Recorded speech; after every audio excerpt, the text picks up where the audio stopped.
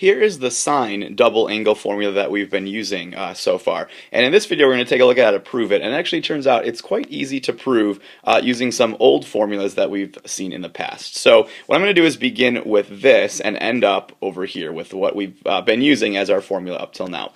So I'm going to begin like this.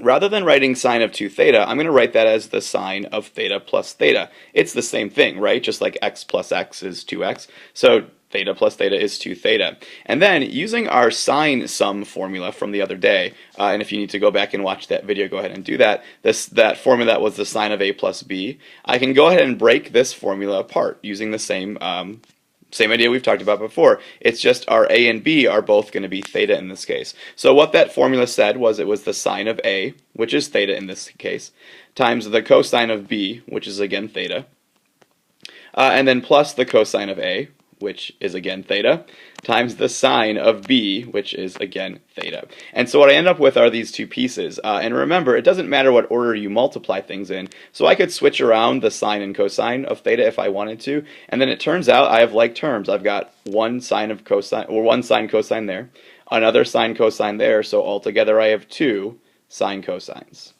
Okay, and sure enough, that's the formula. So the proof is really that kind of straightforward. In your homework, you're going to be asked to do a similar thing to prove the cosine of 2 theta formula. But again, follow the same thinking, break it apart into theta plus theta, and you should be able to prove it without too much difficulty.